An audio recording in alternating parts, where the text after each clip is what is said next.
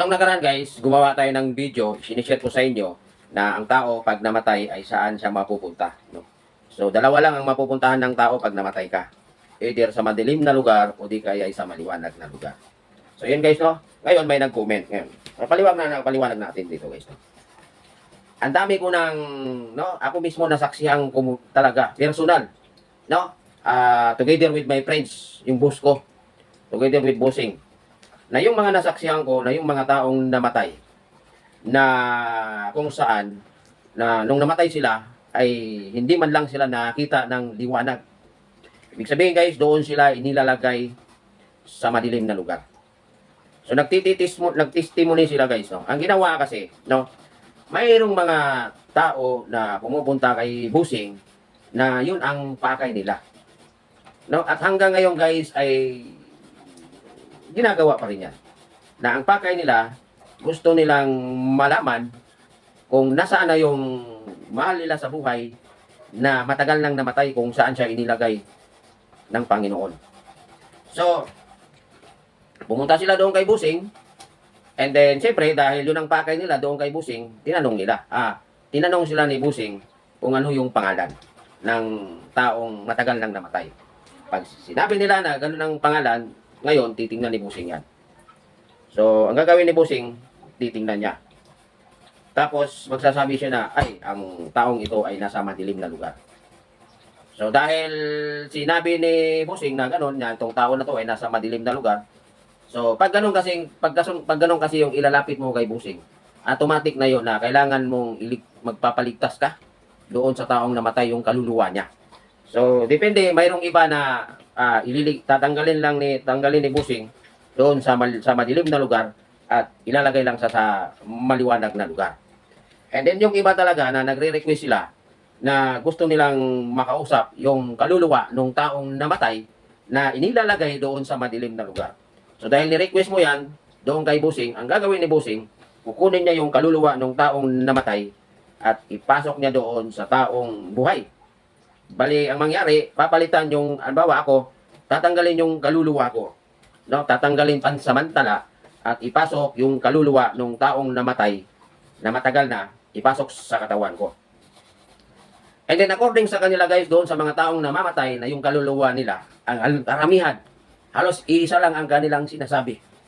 Na nandoon sila sa lugar na sobrang dilim, na wala silang makikita at pinapahirapan sila. So anong klaseng paghihirap? No? Sinasaktan sila. Sinasaktan sila at pinahirapan sila. Tinutorture sila. Ganon ang mga testimony nila. And of course, magpapasalamat sila doon sa taong lumapit kay Busing, which is yung kanilang anak, or yung kanilang tatay, or yung kanyang kapatid, or yung kanyang lula. No, mga ganon, magpapasalamat sila na yung nga, no, na maalis sila doon sa madilim na lugar at ililipat sila doon sa maliwanag na lugar. So ganun guys, no, pag namatay tayo, no, ang kaluluwa natin nagdidepende yan sa ginagawa natin, no, nagdidepende yan sa kung ano yung ginagawa mo habang ikaw ay nabubuhay pa. Kung medyo ang ginagawa mo nung nabubuhay ka pa ay hindi maganda yung ginagawa mo, matik yan guys, doon ka ilalagay sa madilim na lugar. Pero may mga tao din na namamatay sila, na inilalagay sila sa maliwanag na lugar. Ganun yung guys. And then may nagtititismony din sila. So ang sinasabi nila na okay sila, maganda ang buhay nila, ang anong kinalalagyan nila, parang normal lang na nandun sila sa maliwanag na lugar. And then kasama din nila yung mga kaluluwa ng mga tao doon sa maliwanag na lugar. Ngayon may nagtanong sa atin guys, sasagutin natin to. So, ang tanong niya kasi guys is, ganito ang tanong niya. Babasahin ko lang guys, no? So, ayan, ang sabi niya, good AM po, sir. So, ako yun. May comment po ako, ito ay hindi kapilusupuhan, kundi naayon po sa iyong mensahe, yung mensahe ko daw. At bago po ako mag-comment, humihingi po ako ng malaking paumanhin na sorry po, hindi po sinasadya. Sabi mo, ito na, nagtanong na siya. Sabi mo, pag nasa kadiliman, wala nang makikita kundi puro kadiliman. Wala nang nakikita. Ngayon, paano po yung bulag? Kung maliwanagan po ba? So, tatanong siya, bulag daw. Ano ba, nakikita po ba yung bulag ng liwanag? At ang paniwala ko po, ang tao kung namatay na, balik na sa dating hindi siya nilakang sa mundo, tulog, no? Nga lang, wala nang alam kung ano ang nangyayari sa isang tao na natutulog. Yung tulog na walang panaginip. Yan lang po, and sorry po muli, God bless. Yun ang tanong niya, guys, no? So, guys, tama yung sinabi niya. Ang tao, pag namatay ka, tulog ka talaga. Tulog ka talaga. Di ba? Tulog ka, itong katawan mo, mabubulok to. Babalik siya sa lupa. Pero, ang espiritu, guys, eto lang kuya, ang sagot ko sa'yo. Walang espiritu na bulag. Walang espiritu na bulag. Kasi, kahit ko nasabi, yung mga taong matagal na namatay, na nandun sila sa maliwanag na lugar, which is, nakakausap niya, yung mga taong matagal na rin na namamatay, na mga kaluluwa na sila. Nag-uusap-usap sila doon. Nagkukwentuhan sila o kung anong ginagawa nila habang naghihintay sila sa panahon sa paghuhukom.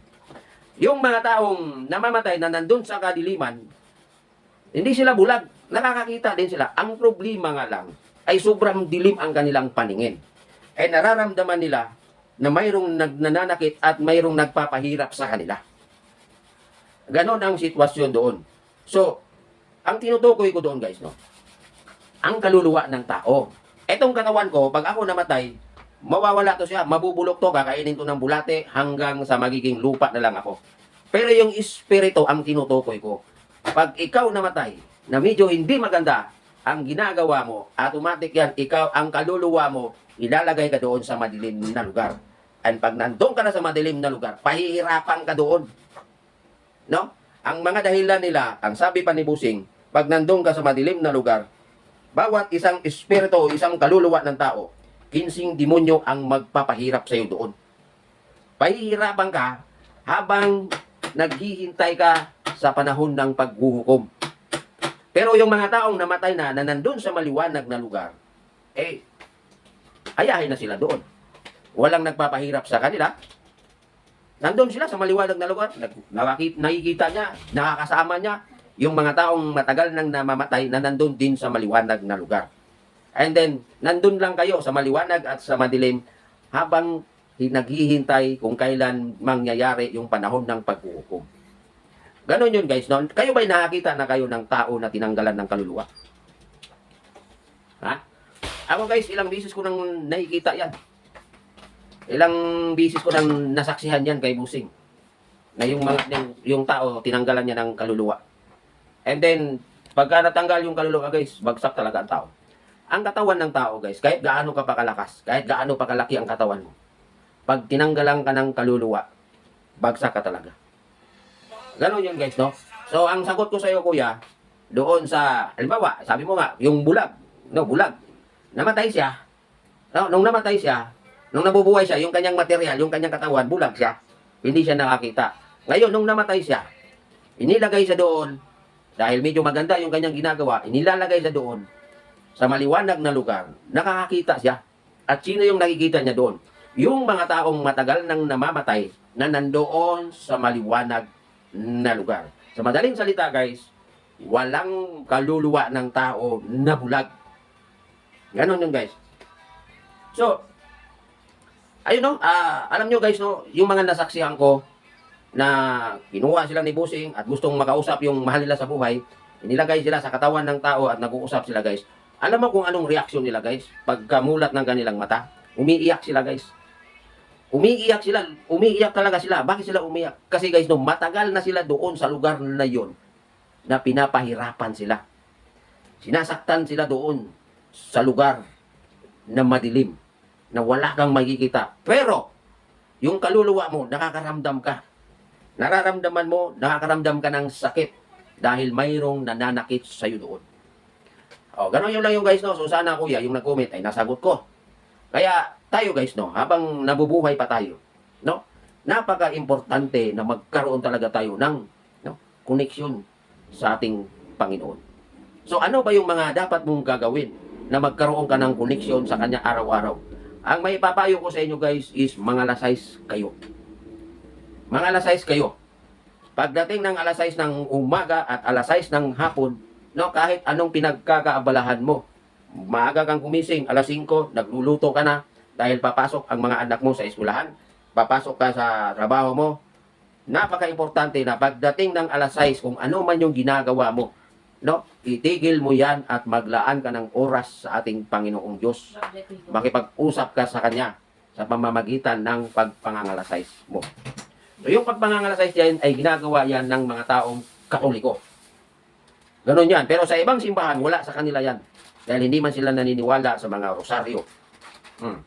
Ganon din sa hapon.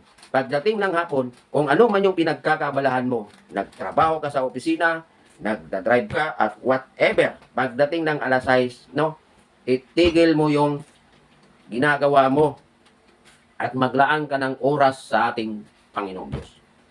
Dahil pagka hindi mo kilala, no, na never mong nabanggit ang pangalan ng Panginoong Diyos. Kasi guys, no, pag hindi mo nabanggit ang pangalan ng Panginoong Diyos, ibig sabihin guys, no, ay hindi mo kilala siya. Bakit? Hindi mo nga magawang masabi man lang sa iyong bibig. Ngayon, pag namatay ka, ang tanong ngayon, sino ka?